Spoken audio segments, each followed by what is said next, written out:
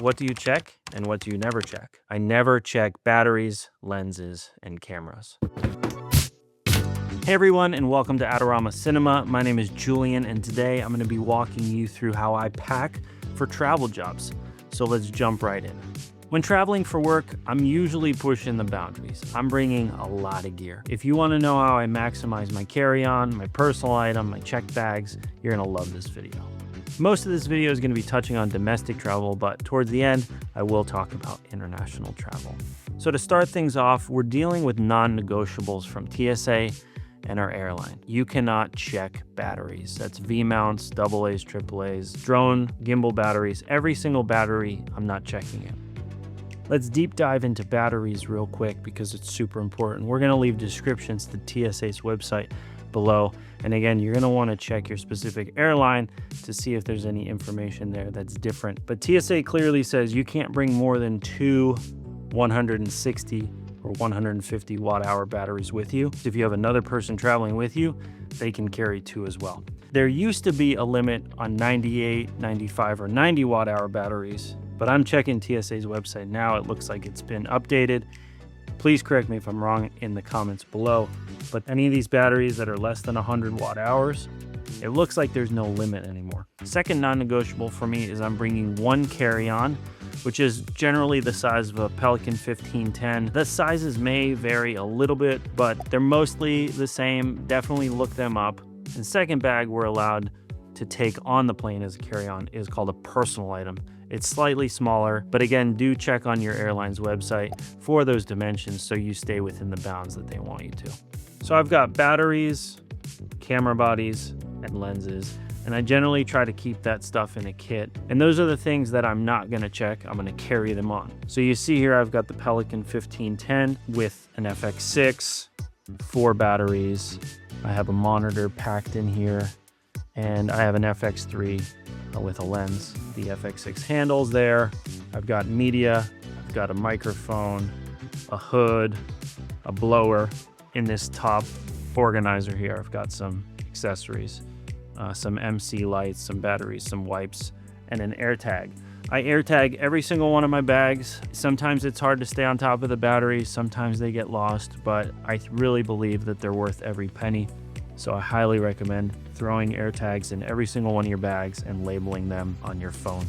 I use different types of bags. Right now, these are just the ones that I've been using. I'm a huge fan of Pelicans. I'm a big fan of Think Tank. I'm a big fan of Wandered. I like the Pelican 1510 for domestic travel. Airlines know what it is. They know it fits in the overhead compartment. This is a 1535 Air. Basically, it's the exact same size as a 1510, but there's a little bit more room inside and it's lighter. You know, I've got this hood sort of padding the monitor. The screen is towards that yellow pad. I'm just being careful. And I have the top equipped with a lid organizer, which gives me even more room. Over here in the personal item, this is a backpack. I'm actually able to slide it onto the roller handle so I don't have to wear it, but this is a smaller backpack. It's the personal item that slides underneath the seat in front of you. And basically I'm putting in here what doesn't fit in there. I can put a camera here, lenses, hard drives, batteries, chargers. Pouches are awesome. These are by Think Tank. I have some by Wandered, and wraps. This is a Dom Key wrap.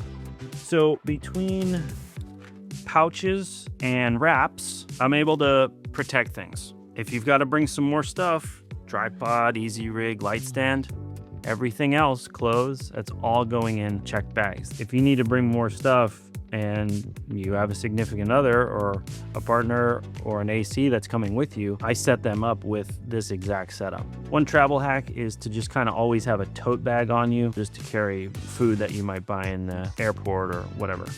One thing I'll say before moving on from the carry-on stuff, sometimes that overhead bin space runs out. And you hear people at the front desk encouraging people to gate check their bags. Well, I absolutely don't want to check or gate check any of this stuff if I can't help it. And so what I'll do when I get to the gate is I'll just very politely walk up to the person at the desk and just saying, "Hi, how are you?" Letting them answer and being patient and being slow, and then finally saying, hey, I'm a photographer and I have a lot of batteries that can't get checked, as you know, and lenses and cameras. I just don't want to run out of bin space. And they'll look at your ticket and they'll say, oh no, you're in zone 3 or 4, you're fine, you're going to be fine. Or if you're in zone 7 or 8 or whatever, they're going to go, why don't you board at zone 4? People respond well to kindness. And if you have status with an airline, like I'm a huge Delta flyer, one of the perks is that it allows me to board zone 3 or 4 on a Delta flight, and the plane is basically empty, so there's plenty of space for my stuff.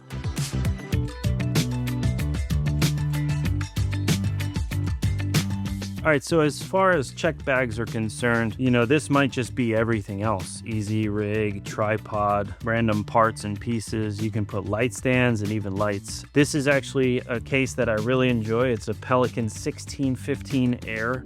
I'm putting my tripod, my Sattler Flowtech 100 or 75 legs, and a head. I'm protecting the head in one of these wraps. You can put other stuff in here too, right? I have a color meter. This is a cool porta-brace pouch. I'll put headphones. Sometimes I'll have to bring like grip equipment. Every single job is different. Not only does it fit my tripod, but it fits my easy rig. And then I do also have a top lid organizer here, granola bars, snacks, electrolytes, random things. So like I said earlier, I'm a big Delta flyer, and one of the perks that I have right now with Delta is I get free check bags, and even if they're overweight. That has come from a Delta Reserve credit card. It's that purple Delta card. I can actually leave an affiliate link in the description below, and if you sign up for that card, I think we both get a bunch of miles or whatever it is. I think it's $650 a year, but it's immediately paid for. Number one, you're getting free bags. You have access to the lounge, which I'm at all the time, getting breakfast, lunch, dinner. It's such a gift. You get priority boarding. I did it a couple years ago, and I wish I did it 10 years ago. It's so awesome. When traveling internationally, you're immediately gonna be limited, so you're gonna have to change up a lot. We didn't even talk about weight limits when talking about flying domestically. I pack those carry-on and personal items to be as heavy as possible. You can't do that on international flights. They are super strict. Check your airline's website, just make sure you're dialed in here. When traveling internationally and bringing a significant amount of gear, it's best to purchase what's called a carnet. I usually always go to carnetexpress.com. A carnet is basically a list of all your equipment, serial numbers, cost, and you're gonna present it to customs if they stop you. And it basically says, hey, I'm a working professional. This is my gear. I'm not here to sell it. I'm here to work with it. And that's all they're worried about. They just don't want you to sell it in country. This is a think tank backpack and a think tank roller. When traveling international, carnet or not, I would stay away from the Pelican cases and I would get more consumer luggage just to make sure you get less attention when it comes time to roll these things through customs. Again, make sure you check on the airline's website because there's also limitations on weight of check bags too. I generally like to rent super heavy stuff like C-stands and other grip equipment on location, but sometimes you just can't. Sometimes it's just more convenient to bring that heavy stuff with you. And this is a Matthews C-stand case. This is the best product I have found to bring C-stands and more with you, whether it's domestic or international. I've actually brought this all around Europe. Basically, you break down a C-stand, you can put 1, 2, 3 C-stands here, and you would put the turtle bases there in Velcro. And then this section is quite large, like this F-22C. You could probably put all the components here. I used to put a slider here all the time, tripod head. And so you can absolutely take C-stands and lights with you. You just have to be careful. Stuff's gonna be heavy. It might get banged around and you wanna pack accordingly. If I'm gonna pack a light, this is an Aperture Nova P300C case. This is an iDirect case, and I also have an even bigger Pelican case. This Aperture Nova, I would have no problem checking this as is, but this case is actually really good too. So if you don't need the Nova, you can just empty out the case and you can build this out however you want, making sure that you obviously just wrap it with those pads that I showed you before or clothes, and you'll be good to go.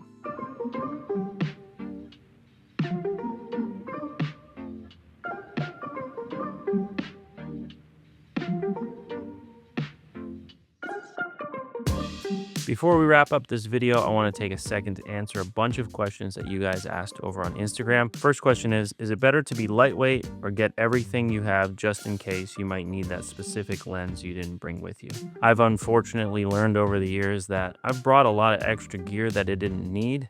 And so now I'm super intentional about what I'm bringing and what I'm not bringing. Next question is there a way to pre-screen for TSA? I don't know if there's a way to pre-screen with TSA. I have TSA pre-check. It makes your life a little bit easier. But I would say checking out TSA's website, having that information on hand, knowing sort of the law and the protocol, you can be confident going through TSA. Next question is what type of Pelican case would you recommend and what dividers work best? Well, like I said earlier, the 1510 and the 1535 Air are my favorite carry-on Pelicans. The reason why I like the yellow padded dividers over anything else, even the Trek Pack, is because it's modular. Next question is what do you check and what do you never check? I never check batteries, lenses, and cameras. If you get a really nice tight Pelican 1510 and you absolutely have to check a camera, I don't mind doing that every once in a while. Ideally, it's the B camera or the C camera, but I have done that with no issues in the past. Next question is, do you use a travel pass? This person's referring to basically a photoshopped travel pass that you can make. If you Google it, you can see what we're talking about here. I used to use that back in the day, but after getting the Delta status that I have now, I have no need for that. All my check bags are free, even if they're overweight. Next question is, how do you approach lighting on travel jobs? That's a great question. You really want to weigh a couple things: convenience, cost, what you feel like is the best decision for you. Would you rather fly somewhere, get a PA or an AC or a friend, or do it yourself, rent a bunch of gear, or take a couple C-stands or a couple light stands and a couple lights and try to get this job done? It runs the gamut, right? I remember years ago, we did a documentary in Kenya, and I committed to bringing absolutely no lights or modifiers, and I only use natural light. And I'm really proud of that documentary to this day. Recently, I had to do a couple small things in Florida, and I reached out to some people. They didn't quite have what I needed, and I just said, you know what, I'm just gonna bring a light stand and an F22C. It ended up working out. Final question is a great one. What item in your case causes TSA to pull it for a check the most? Without thinking too hard, I think it's just the combination of that Pelican 1510 with all the batteries and the cameras and microphones just sort of slammed and so tightly packed that they can't necessarily really see everything in between all those. They see the big cells of the batteries. They just want to open it up and give it a swipe down. It's not generally a big deal at all. Thanks so much for watching. I hope this video helps. I tried to cover everything I could in a reasonable amount of time. If you have any questions, per usual, leave them in the comments below and I'll be sure to get to them. Have fun, keep shooting, and I'll see you in the next one.